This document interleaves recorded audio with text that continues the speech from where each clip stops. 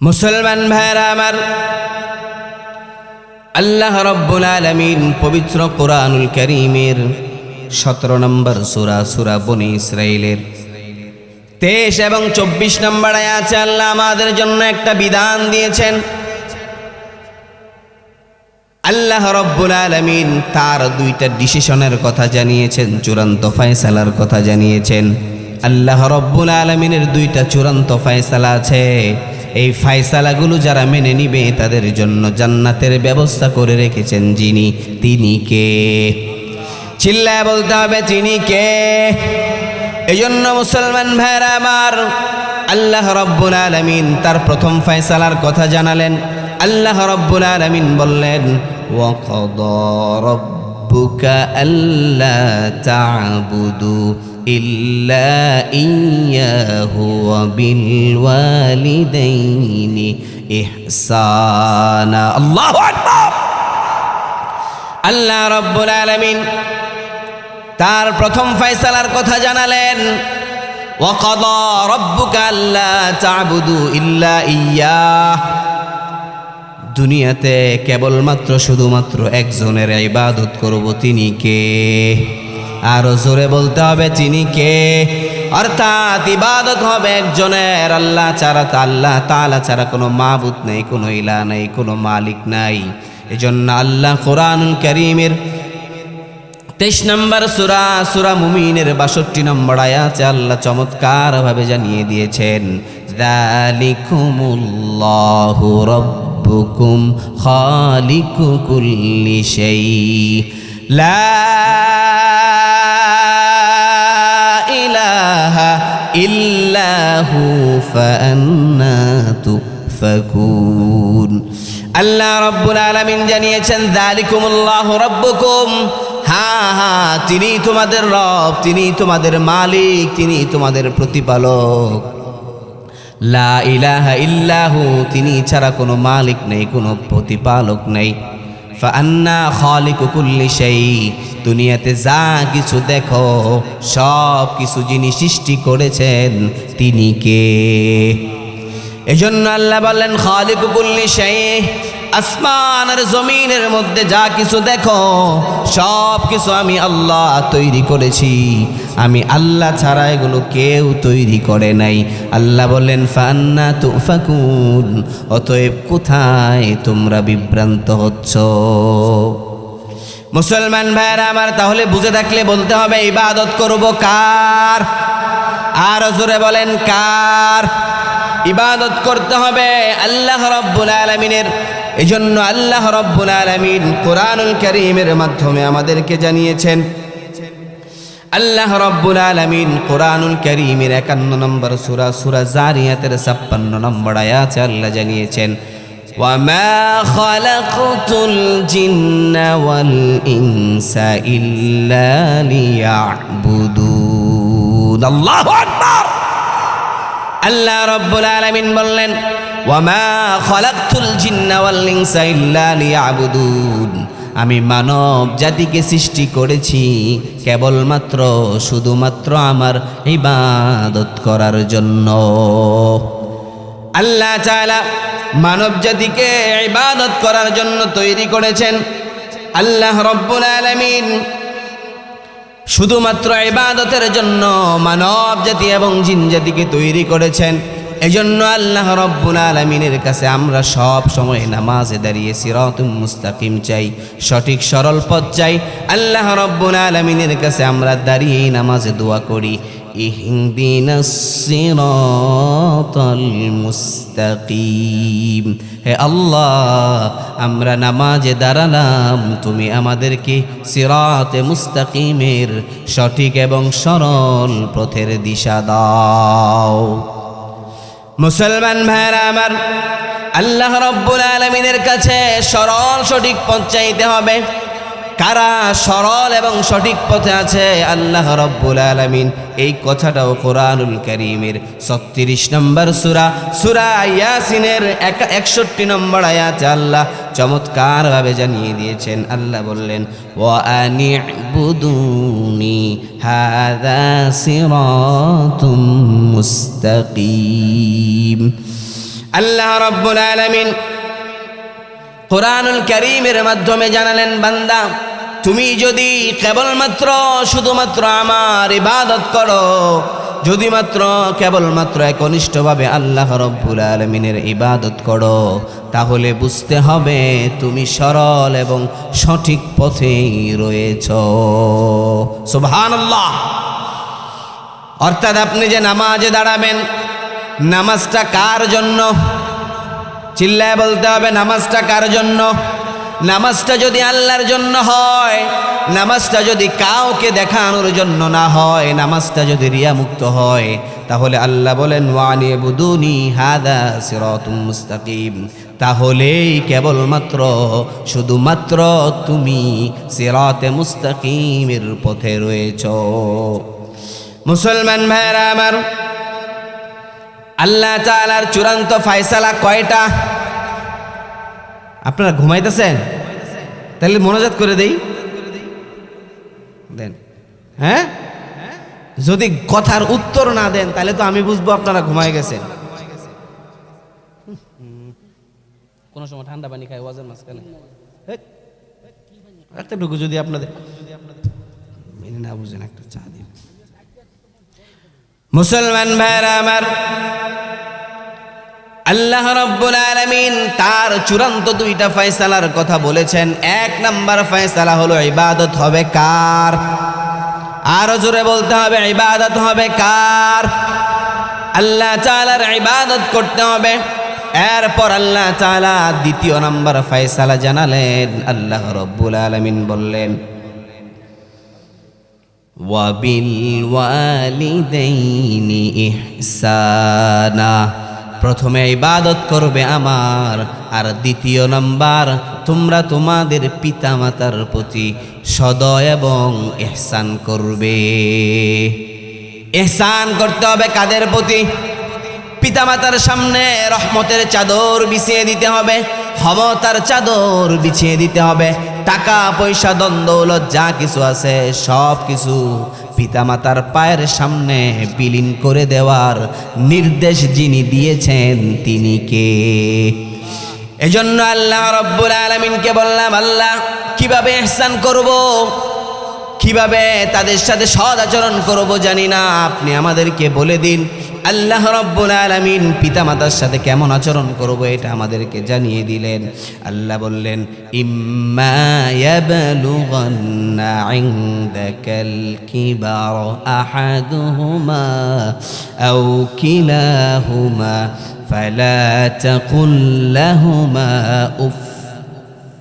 আল্লাহ রাব্বুল আলামিন কুরআনুল কারীমের মাধ্যমে জানিয়েছেন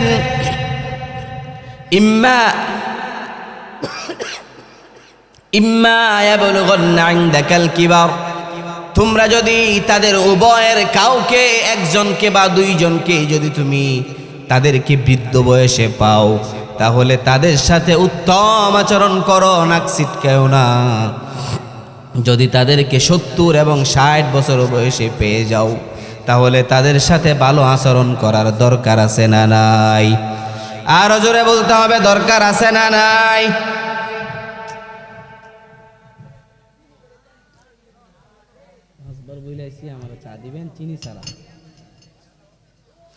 মুসলমান ভাইরা আমার, আল্লাহ রাব্বুল আলামিন পিতা মাতা যদি কেউ বৃদ্ধ বয়সে উপনীত হয়ে যায়, তাহলে পিতা মাতার সাথে সৎ আচরণের নির্দেশ দিয়েছেন। পিতা মাতা আপনার জন্য বড় রহমত, পিতা মাতা আপনার জন্য বটবৃক্ষের মতো। যেরকম বটবৃক্ষ আমাদেরকে সব সময় ছায়া দেয়, এই পিতা মাতা যদি না থাকে, যার নাই সে বুঝে পিতা মাতা কি জিনিস। চিল্লায় বলতে হবে, ঠিক কিনা?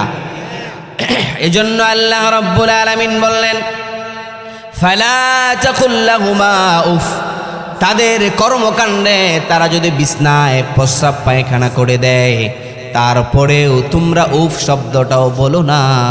কারণ তুমি শীতের রাতে তোমার মা তোমাকে ডান কাঁধে শুয়েছে, ডান পাশে শোয়ানোর পর রাত 12টা বাজে তুমি প্রস্রাব করে দিয়েছ। তোমার মা তোমাকে এতিমখানায় রেখে আসে নাই, তোমার মা তোমাকে রাস্তায় ফেলে দিয়ে আসে নাই। তুমি প্রস্রাব করার পরেও তোমার জনম দুঃখিনী মা তোমাকে অত্যন্ত আদর আর স্নেহ ও যত্নের সাথে তোমাকে ডান পাশ থেকে প্রস্রাব পরিষ্কার করে বাম পাশে রেখেছে। রাত 1টা বাজে আবার প্রস্রাব করে দিয়েছ। মা তোমাকে বাহিরে ফেলে দেয় নেই, ধমক দেয় নেই, মা তোমাকে নাক ছিটকায় নেই, মা তোমাকে বাম পাশ পরিষ্কার করে মায়ের বুকের উপর ওমের মধ্যে তোমাকে মা রেখেছেন। রাত 3টে বেজে যায়, 3টে বেজে গেলে তুমি আবার প্রস্রাব করে দাও। প্রস্রাব করার পর তোমার মা তোমাকে নিচে রাখে নাই। তোমার মা ওই রাত 3টা বাজে শাড়ি এবং 3 পিস চেঞ্জ করার পর আবার নতুন ড্রেস পরার পর তোমার মা তোমাকে আবার আদর যত্ন করে তোমার মা তোমাকে সে ওমের মধ্যে রেখেছে যেন তুমি সন্তান চুল পরিমাণ কষ্ট না পাও। মুসলমান ভাইরা আমার, এত কষ্ট মা সহ্য করেছে, আর আজকে তোমার হাত পা বড় হয়েছে, অনেক টাকা পয়সার মালিক হয়েছ, অনেক ক্ষমতার মালিক হয়েছ, তোমার মা আজকে বৃদ্ধ বয়সে উপনীত হয়েছে, তোমার মায়ের এখন তোমার প্রয়োজন পড়েছে। তোমার মা এক কথা 2বার 3বারও বলে ফেলে, তোমার মা অনেক কথা মনে রাখতে পারে না। তুমি বাহিরে গেছো বলে যাও নাই, মা দুঃখ করে চিৎকার চেঁচামেচি করে, তুমি মাকেও ধমক দেও, এমন ডাকাত আমাদের সমাজে আছে না নাই? মুসলমান ভাইরা আমার, আল্লাহ রাব্বুল আলামিন বললেন ফালা তাকুল লাহুমা উফ, পিতামাতার সাথে এমন আচরণ করা যাবে না, এমন অন্যায় ব্যবহার করা যাবে না যেই ব্যবহারের কারণে পিতামাতা তোমাকে উফ শব্দ বলতে পারে। অর্থাৎ উফ শব্দটাও পিতামাতাকে বলা যাবে না। তারপর ইহসানটা কেমন হবে? আল্লাহ রাব্বুল আলামিন বললেন ওয়ালা তানহারহুমা ওয়া কুল লাহুমা কাওলান কারীমা, পিতামাতাকে ধমকের সাথে কথা বলা যাবে না। ও যুবক ভাইয়েরা, তুমি তোমার পিতামাতার কাছে কোনো কিছু আবদার করেছ, তোমাকে মোবাইল কিনে দিতে হবে, ল্যাপটপ কিনে দিতে হবে, ক্যামেরা কিনে দিতে হবে, বাইক কিনে দিতে হবে, পিতামাতা যদি দিতে না পারে তাহলে পিতামাতাকে ধমক দাও। আল্লাহ বললেন ওয়ালা তানহারহুমা, তাদের কাউকেই ধমকের সুরে কথা বলো না। ওয়াকুল লাহুমা কাওলান কারীমা, কথা বলতে হবে মুলায়েম সফট ভাষায়, এমন নরমের সাথে কথা বলতে হবে তোমার পিতামাতার মনের মধ্যে যেন চুল পরিমাণ কষ্ট না হয়। পিতামাতা যদি রাজি হয়ে যায়, আরশের মালিক আল্লাহ রাজি খুশি হয়ে যায়। সুবহানাল্লাহ। মুসলমান ভাইরা আমার, এজন্য আল্লাহ রাব্বুল আলামিন কোরআনুল কারীমের মাধ্যমে আমাদেরকে জানিয়ে দিলেন, তোমরা যদি পিতামাতাকে সন্তুষ্টি করতে চাও তাহলে পিতামাতা যখন কবরে চলে যাবে, পিতামাতা কবরে গেলে পিতামাতার জন্য দোয়া করতে হবে। বিশ্বনবী মুহাম্মদুর রাসূলুল্লাহ সাল্লাল্লাহু আলাইহি ওয়াসাল্লামের কাছে আল্লাহ রাব্বুল আলামিন ওহী প্রেরণ করলেন, ওয়াখফিদ লাহুমা জানাহাদ যুল্লি কামা রাব্বায়ানি সগীরা, ওয়াখফিদ লাহুমা জানাহাদ যুল্লি মিনার রাহমাহ, পিতামাতা তুমি যখন ছোট ছিলে তোমার সাথে যেমন সদ আচরণ করেছে, পিতামাতা তোমাকে যেমন আদর যত্ন লালন করেছে, পিতামাতা যদি বৃদ্ধ বয়সে উপনীত হয়ে যায় তাহলে পিতামাতার সাথেও উত্তম আচরণ করার দরকার আছে না নাই? পিতামাতার সাথে উত্তম এবং সদ আচরণ করতে হবে। এরপর পিতামাতা যদি মৃত্যুবরণ করে ফেলে বা জমিনে বেঁচে থাকে, তারপরেও দোয়া করতে হবে কার কাছে? আল্লাহ রাব্বুল আলামিন শিখিয়েছেন ওয়াকুর রব্বিরহামহুমা কামা রাব্বায়ানি সগীরা, পিতামাতার জন্য দোয়া করার দরকার আছে না নাই? আরো জোরে বলেন, আছে না নাই? পিতামাতার জন্য দোয়া করতে হবে, পিতামাতার সাথে সদ আচরণ করতে হবে। এজন্য মুহাম্মদুর রাসূলুল্লাহ সাল্লাল্লাহু আলাইহি ওয়াসাল্লামের এক সাহাবী আনা আব্দুল্লাহ قال سألت النبي صلى الله عليه وسلم আইয়ুল আমালি আহাব্বু ইলাল্লাহ। আব্দুল্লাহ রাদিয়াল্লাহু তাআলা আনহু বলেন, একবার আমি বিশ্বনবী মুহাম্মদুর রাসূলুল্লাহ সাল্লাল্লাহু আলাইহি ওয়াসাল্লামকে জিজ্ঞেস করলাম, ইয়া রাসূলুল্লাহ, ইয়া হাবিবাল্লাহ, আইয়ুল আমালি আহাব্বু ইলাল্লাহ, আল্লাহ তাআলার কাছে সবচাইতে পছন্দনীয় আমল কোনটি?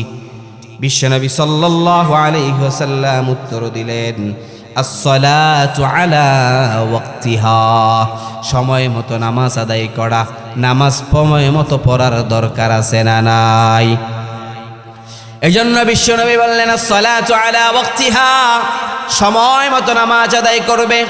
ওই সাহাবী বলে, আমি পরবর্তীতে আবার জিজ্ঞেস করলাম, সুম্মা আইয়ু, তারপর কোনটা? বিশ্বনবী বললেন, বিররুল ওয়ালিদাইন, পিতামাতার খেদমত করা। মুসলমান ভাইয়েরা আমার, বুঝার বিষয় হলো আল্লাহ তাআলা প্রথমে তার দুইটা ফয়সালার কথা জানিয়েছেন। কয়টা? এক নাম্বার, তার ইবাদত করতে হবে। ইবাদতের পরে আল্লাহ তাআলা বান্দার হক সম্পর্কে যে আলোচনা করেছেন, তার মধ্যে প্রথম হক হলো পিতা মাতার খেদমত করা। বিশ্বনবী তার হাদিসে প্রথম আল্লাহর হক সম্পর্কে আলোচনা করেছেন। এজন্য বিশ্বনবী বলেছেন, আসসালাতু আলা ওয়াক্তিহা, প্রথম আল্লাহ তাআলার কাছে পছন্দনীয় আমল হলো সময় মতো নামাজ আদায় করতে হবে।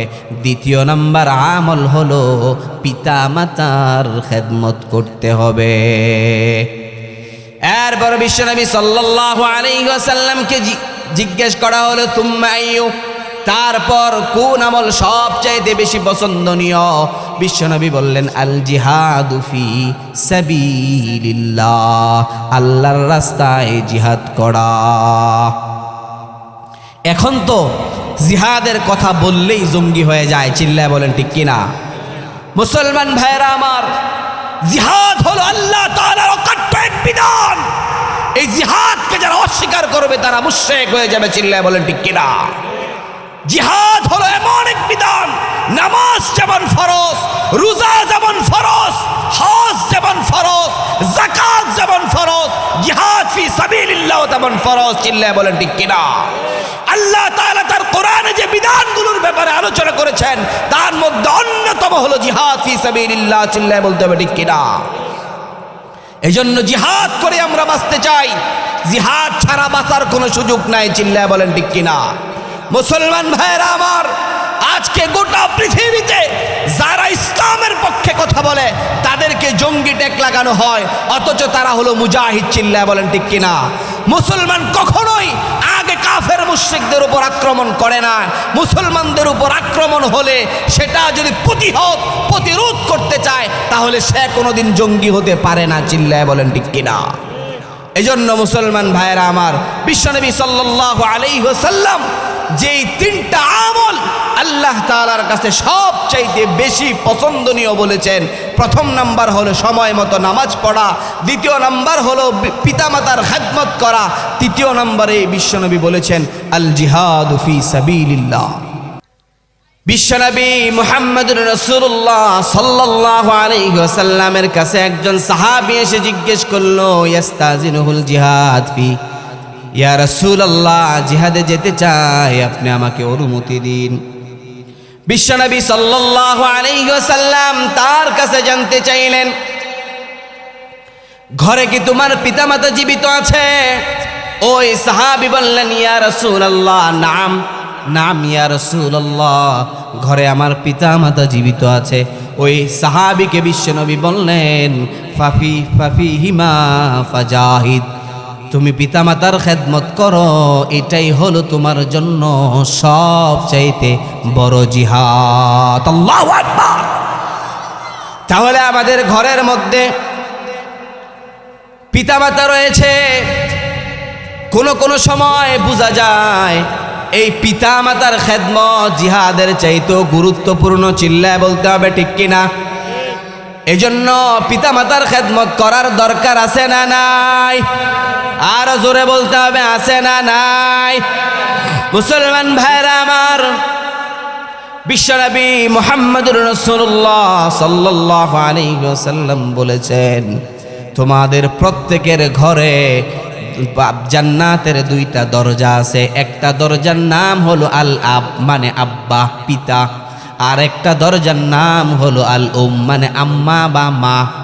এই দুইটা জান্নাতের দরজা আমাদের প্রত্যেকের ঘরেই আছে না নাই? আর জোরে বলতে হবে, আছে না নাই? এই জন্য বিশ্বনবী বলেছেন, হুমা জান্নাতুকা ওয়া নারুন, এই জান্নাতের দুইটা দরজা তোমাদের ঘরের মধ্যে আছে। তুমি যদি চাও তাহলে এই দরজা দুটোই তোমাদের জান্নাতের দরজা হতে পারে, আবার তুমি যদি চাও তাহলে এই জান্নাতের দরজাগুলোই আবার জাহান্নামের দরজায় পরিণত হতে পারে। অতএব আপনি যদি খেদমত করেন তাহলে আল্লাহ রাব্বুল আলামিন আপনার এই দরজাগুলোকে জান্নাতের দরজা হিসেবে সাব্যস্ত করবেন। আর আপনার মা যদি আপনার প্রতি নারাজ হয়ে যায়, আপনার পিতা যদি আপনার প্রতি নারাজ হয়ে যায়, তাহলে এই দরজাগুলোই হতে পারে জাহান্নামের দরজা। চিল্লায় বলেন ঠিক কিনা? মুসলমান ভাইরা আমার, বিশ্বনবী সাল্লাল্লাহু আলাইহি ওয়াসাল্লাম আমাদেরকে শিক্ষা দিয়েছেন, যদি আমাদের পিতামাতা মুশরিক হয়, কাফের হয়, তারপরেও পিতামাতার সাথে খারাপ আচরণ করা যাবে নাকি? আমরা তো সামান্য সময় আমাদের যদি কোনো আবদার রাখতে না পারে তাহলে পিতামাতার সাথে খারাপ আচরণ আছে না নাই? কিন্তু বিশ্বনবী বলেন, না না, পিতামাতা যদি কাফের মুশরিক হয় তারপরেও ভালো আচরণ করার নির্দেশ দিয়েছেন কে? মুসলমান ভাইরা আমার, বিশ্বনবীর শালিকা আসমা বিনতে আবু বকর বিশ্বনবী সাল্লাল্লাহু আলাইহি ওয়াসাল্লামের কাছে এসে বললেন, ইয়া রাসূলুল্লাহ, আনা মুসলিমাতুন, আমি হলাম মুসলিম, ও উম্মি মুশরিকা, এবং আমার মা হলো একজন কাফের। আফাসিলুহা, তাহলে আমি কি তার সাথে ভালো আচরণ করব না খারাপ আচরণ করব?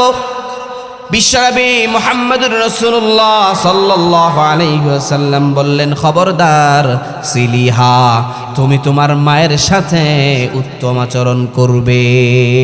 তাহলে এর থেকে বোঝা যায় পিতামাতা যত খারাপই হোক সন্তানের বলার কোনো ক্ষমতা নাই। চিল্লায় বলেন ঠিক কিনা? এজন্য মুসলমান ভাইরা আমার, আমাদের জাতির পিতার নাম কি? হ্যাঁ, ঠিক বলেছেন, মাশাআল্লাহ। আমাদের মুসলিম জাতির পিতা ইব্রাহিম আলাইহিস সালাতু ওয়াস সালাম, যার পিতাও একজন মুশরিক, একজন কাফের ছিল, মূর্তি পূজারী ছিল। তিনি তার পিতাকে কত সুন্দর করে দাওয়াত দিতেন। এটা আল্লাহ রাব্বুল আলামিন কোরআনুল কারীমের 19 নম্বর সূরা মারইয়ামের 42 নম্বর আয়াতে আল্লাহ কোট করেছেন। ইব্রাহিম আলাইহিস সালাতু ওয়াস সালাম বলতেন, ইয়া আবাতি লিমা তা'বুদু মা লা ইয়াসমাউ ওয়া লা ইউবসিরু ওয়া লা ইউগনি আনকা শাইআ। হে আমার পিতা, আপনি কেন এমন এমন মূর্তির ইবাদত করেন যে কিনা 10টা হাত প্রসারিত করে রেখেছে, জিহ্বা বের করে রেখেছে, যে কিনা কিছু শোনেও না, কিছু দেখেও না। তার সামনে কত দামি দামি খাবার রেখে দেওয়া হয়, খাবারগুলো সে খেতে পারে না। শুধু এতটুকুই নয়, তার মাথার উপর যদি একটা মশা মাছি বসে, সে এই তাড়াবার ক্ষমতাটাও রাখে না। কত চমৎকার ভাবে বাবাকে দাওয়াত দিয়েছেন। এজন্য পিতামাতা যদি জেনাও করে ফেলে, সন্তানের বলার অধিকার নাই, সন্তান কিছু বলতে পারবে না। আল্লাহ তাআলা তার ওই পিতামাতার বিচার করবে। আল্লাহ, সন্তানের বলার কোনো ক্ষমতা নাই। এই জন্য পিতামাতা খারাপ হলেও তাদের সাথে খারাপ আচরণ করার সুযোগ আল্লাহ আমাদেরকে দেয়। এজন্য মুসলমান ভাইরা আমার, পিতামাতার সব সময় খেদমত করতে হবে।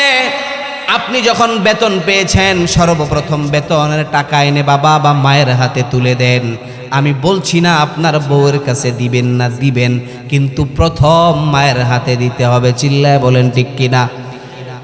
বিশ্বনবী মুহাম্মদুর রাসূলুল্লাহ সাল্লাল্লাহু আলাইহি ওয়াসাল্লাম বলেছেন,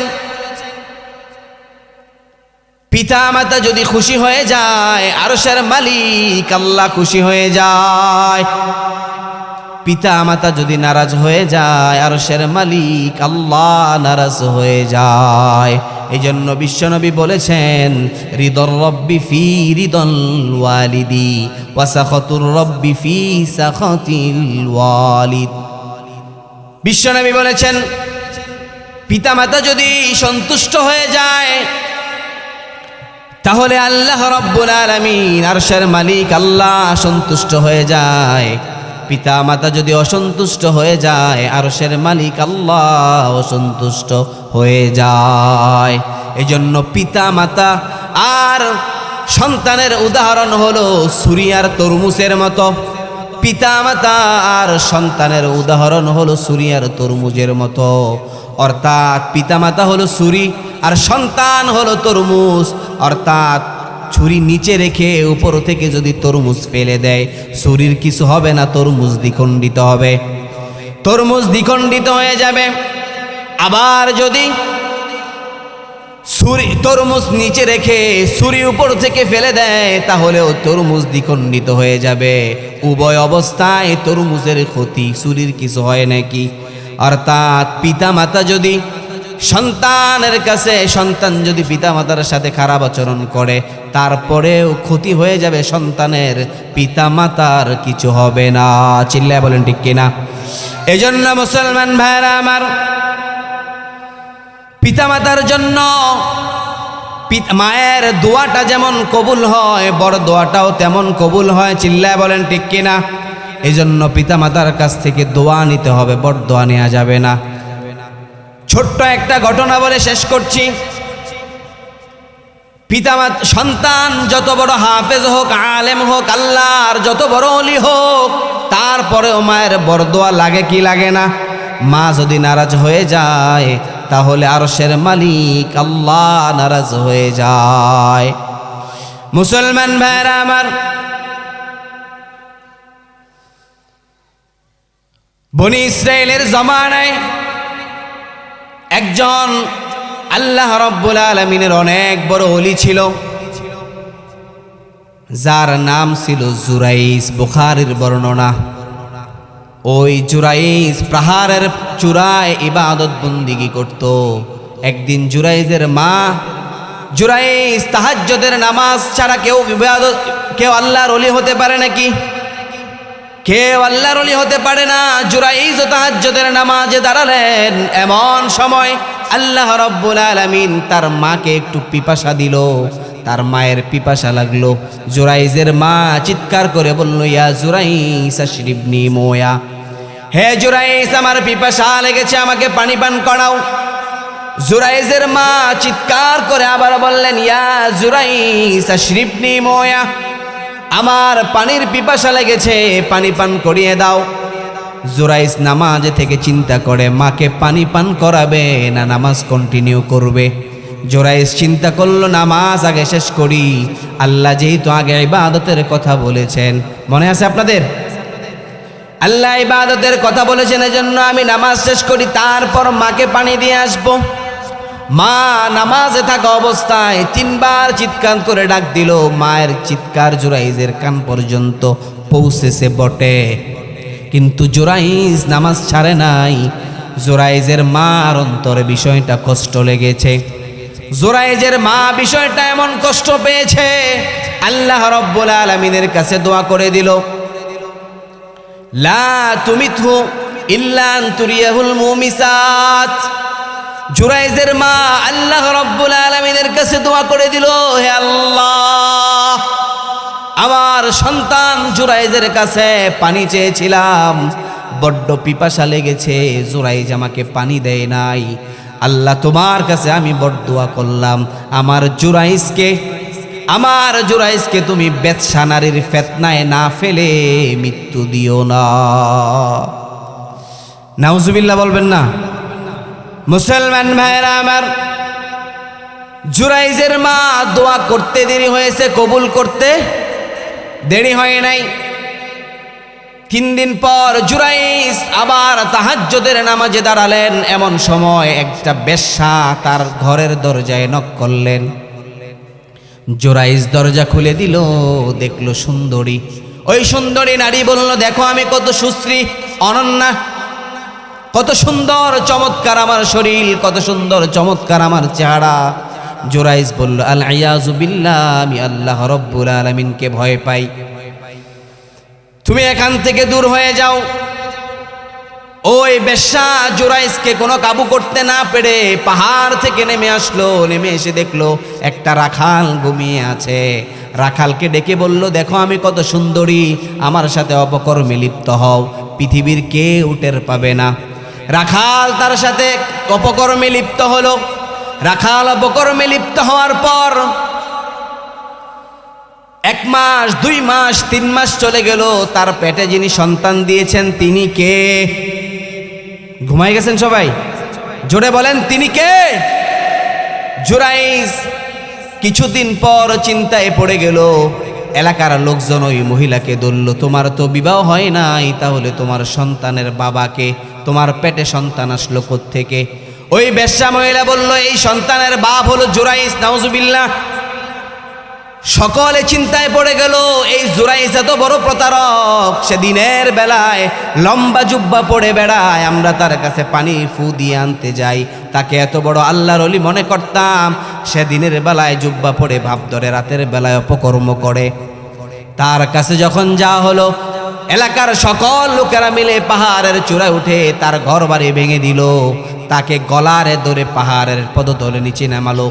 তাকে জিজ্ঞেস, সে জানতে চাইলো আমার অপরাধটা কি, আগে বলো, কেন আমাকে মারধর করা হচ্ছে, আমি তো কিছুই জানি না।